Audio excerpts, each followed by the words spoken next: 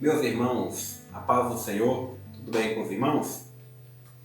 Que prazer e que honra poder compartilhar com os irmãos mais esse momento, dentro do nosso curso de presbítero, especificamente agora, não presencialmente, mas graças a Deus que Ele nos dá, através das novas tecnologias, outras formas, de estarmos juntos, de aprendermos juntos acerca da nossa função, do cargo do presbítero, E é uma bênção poder compartilhar com os irmãos, aprender juntos. Esse vídeo estará disponível aqui no nosso grupo da turma e através deste canal queremos nos comunicar até que a situação se normalize.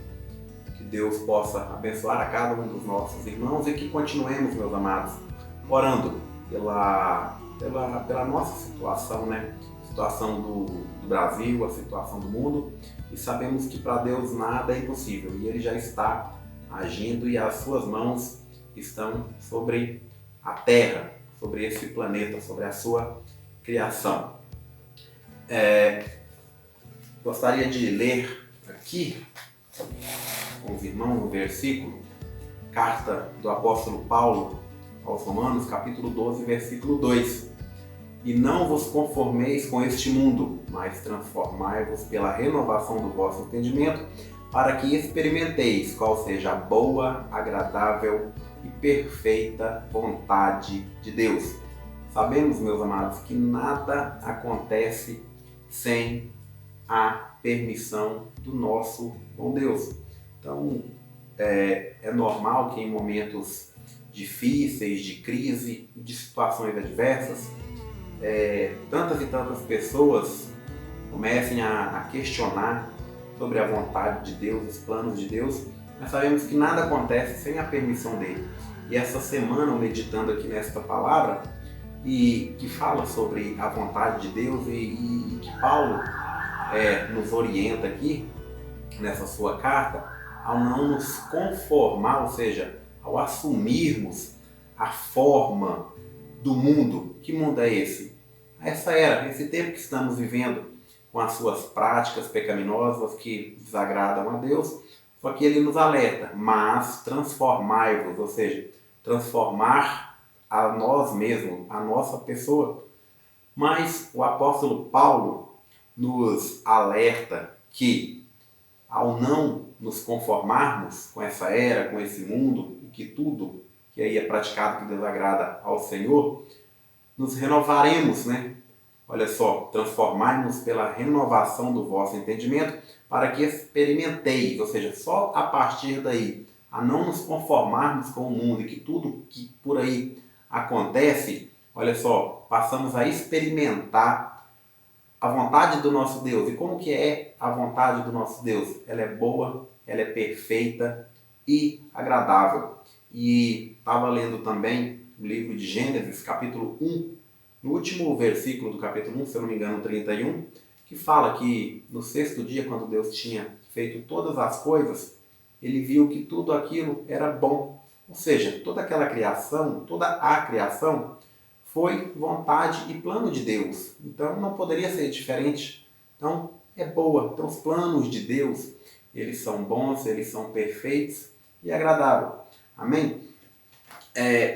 A nossa aula, o nosso objetivo de hoje é compartilhar com os irmãos um esboço da nossa aula de número 3, que está aí na página 27. Então abordaremos aqui os tópicos principais, passando inicialmente aqui pelo nosso plano de estudo, e já na próxima semana compartilharemos um esboço também da aula 4, juntamente com a proposta de atividade. Essa proposta de atividade, ela vai seguir aquela mesma proposta da nossa N1. Meus irmãos, assim como foi a nossa N1, faremos também a nossa N2. Então, assim que esse vídeo for divulgado para os irmãos, eu irei também definir, também respeitando aquele nosso cronograma, a data da nossa N2, que acontecerá virtualmente. Então, os irmãos vão responder um questionário que eu vou passar para os irmãos, me enviando no meu e-mail, ou tirando foto desse questionário, enviando essa mensagem, também essa imagem, sem nenhum prejuízo para os irmãos. Como a gente sempre ressaltou nas nossas aulas presenciais, o objetivo do curso é sempre auxiliar os irmãos. Então, qualquer dúvida, não deixe de nos contactar e de tirar essa dúvida conosco. Então, os irmãos não serão prejudicados de forma alguma no que tange a nossa avaliação. Pois bem, irmãos, aula de número 3, que está aí na página 27, traz o seguinte título: o chamado e a ordenação de presbíteros. Então, como que acontecia esse chamado na igreja primitiva, como que acontece hoje, e 2 objetivos principais pautam essa aula nossa de hoje: conhecer a ordenação dos presbíteros na perspectiva do Novo Testamento e também compreender a necessidade de honra e valorização do ministério e da pessoa do presbítero. Plano de estudo, ou seja, ela é dividida, essa nossa lição ou aula de número 3, em 3 tópicos: ordenação de presbíteros, honra aos presbíteros e finaliza com o cargo ou a função do presbítero. Então, meus amados, aqui na nossa introdução, página 29, para os irmãos acompanhar aí, e a vantagem, né, dessa interação aqui por meio digital, por meio de vídeo, é que a gente pode pausar, a gente coloca um pouco antes, a gente volta o vídeo, coloca para frente. Então, um benefício da tecnologia. Não temos a questão de devolutiva, de discussão que a gente tem em sala de aula, porém, a gente pode ver o vídeo várias e várias vezes e, persistindo alguma dúvida ou algum questionamento, vai entrar em contato com o produtor desse vídeo, que estaremos aqui de prontidão para atender os irmãos. Então vamos lá.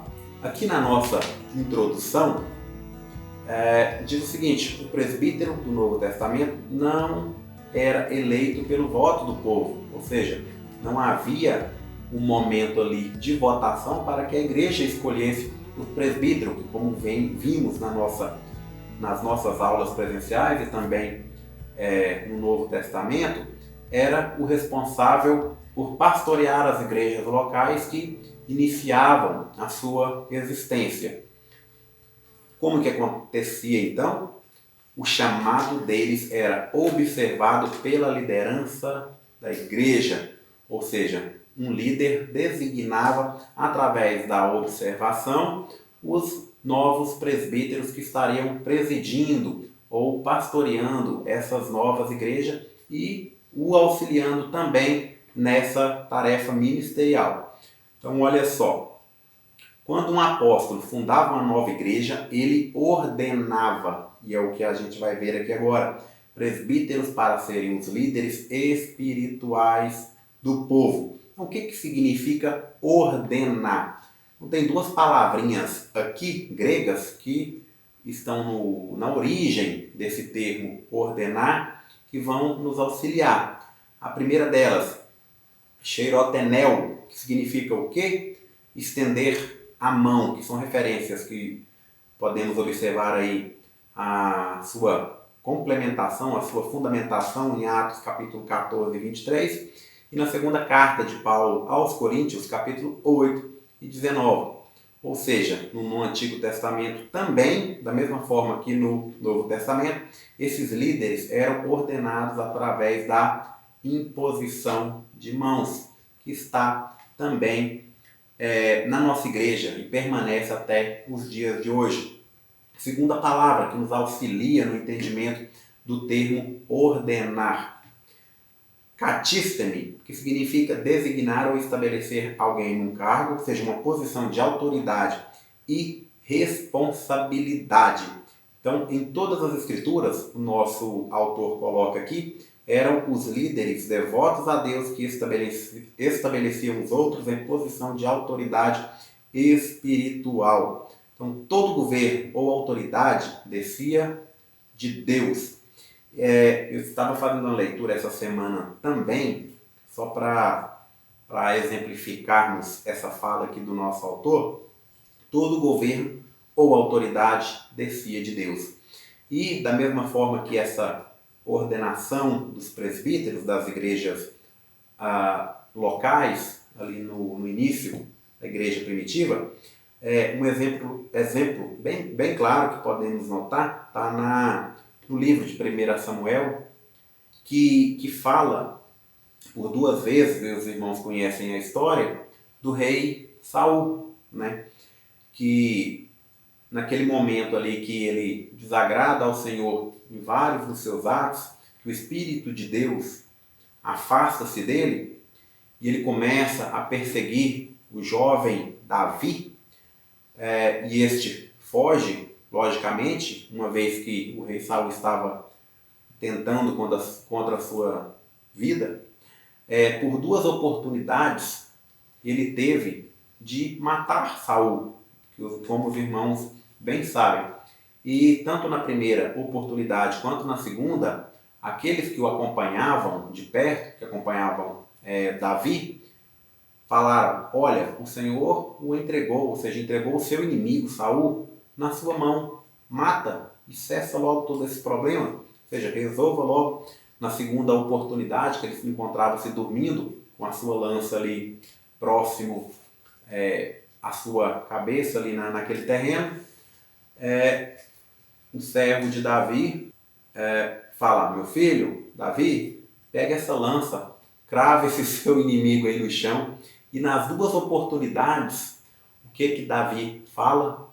Jamais eu estenderia a minha mão ou faria mal contra um ungido do Senhor, ou seja, aquele que o Senhor colocou em posição de liderança. Então, para reforçar esse ponto aqui, que todo governo ou autoridade descia de Deus.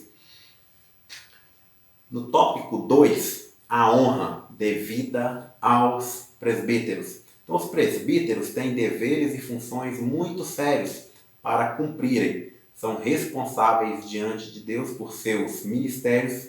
Para com quem? Para com o povo, para com a sua igreja. O próprio Senhor lidará com eles no caso de fracasso.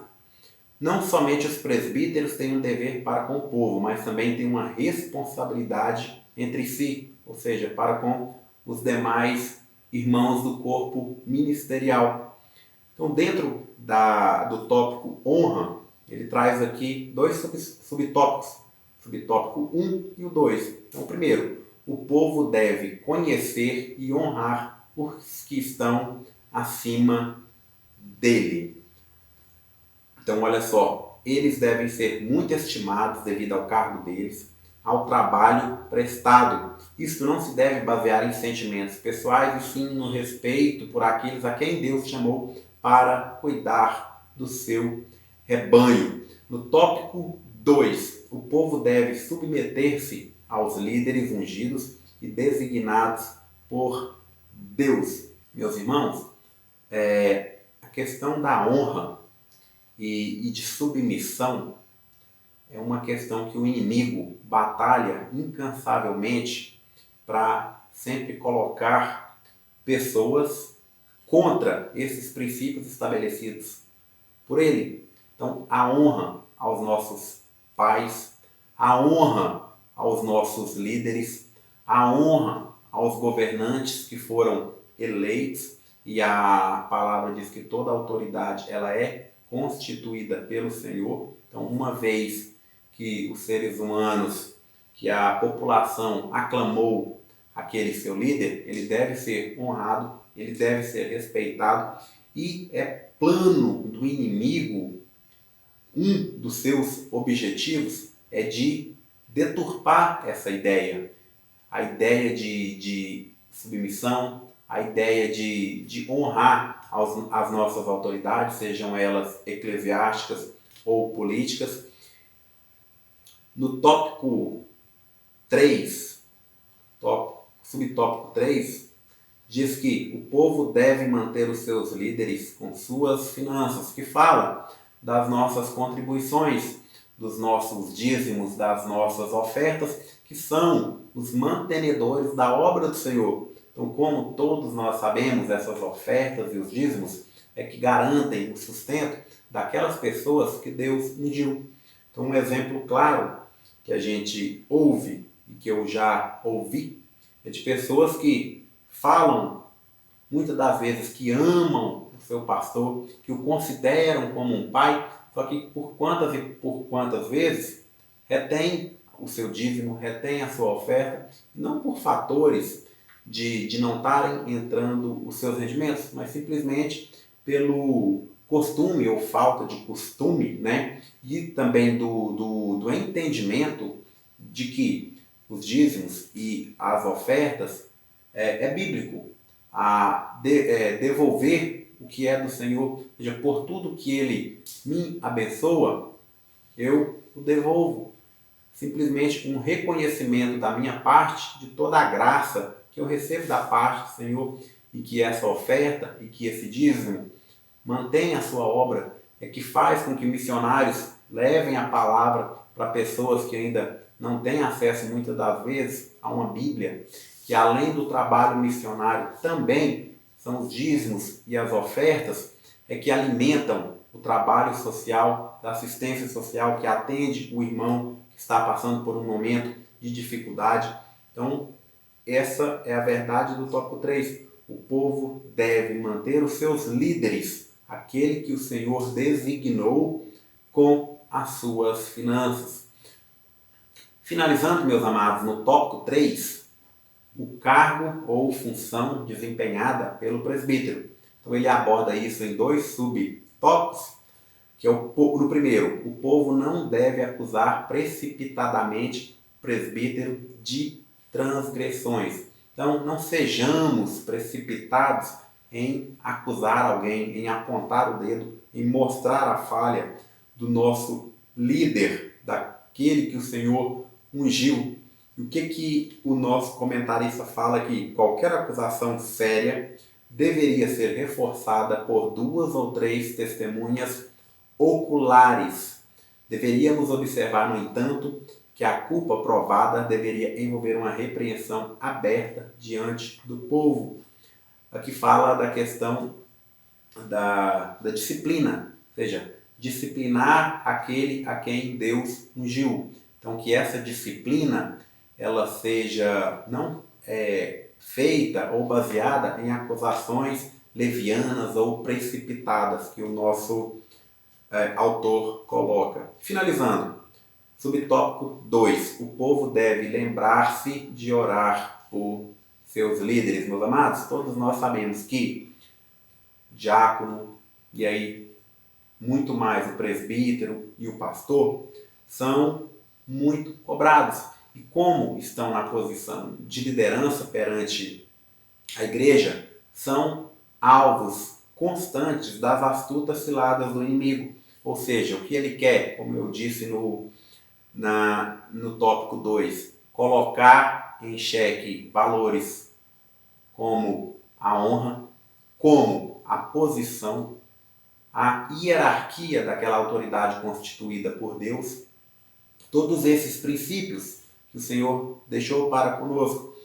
Então, ao invés de criticarmos, de apontarmos o dedo, temos que entender o tamanho da responsabilidade que tem um presbítero, um pastor, aquele líder da igreja local, perante a igreja, perante a sociedade. Então devemos orar para que o Senhor o fortaleça, para que o Senhor o conduza, para que o Senhor conduza o seu caminhar, os seus planos, que o Senhor o oriente na tomada de decisão. Então, cabe a cada um de nós orar pelo nosso líder da igreja local, pelos nossos líderes também, as autoridades constituídas sobre nós. E ele finaliza dizendo: as responsabilidades e pressões na liderança são enormes. Os líderes são alvo importantes na guerra do diabo.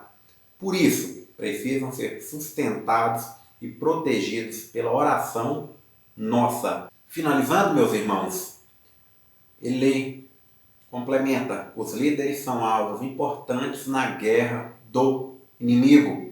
Precisam ser sustentados e protegidos pelas nossas orações, pelas orações do povo de Deus. Que Deus continue nos abençoando. Farei a divulgação desse esboço da aula 3 e dentro de poucos dias, até o próximo final de semana, provavelmente até o dia 16, já com a videoaula da nossa aula de número 4, Dimensões do Ministério do Presbítero, e também de todos os critérios da nossa N2 para compormos a nota e fecharmos esse módulo abençoado, que é o Ministério do Presbíteros. Deus abençoe a cada um dos irmãos e fiquem todos com a paz do nosso Senhor Jesus Cristo. Deus abençoe.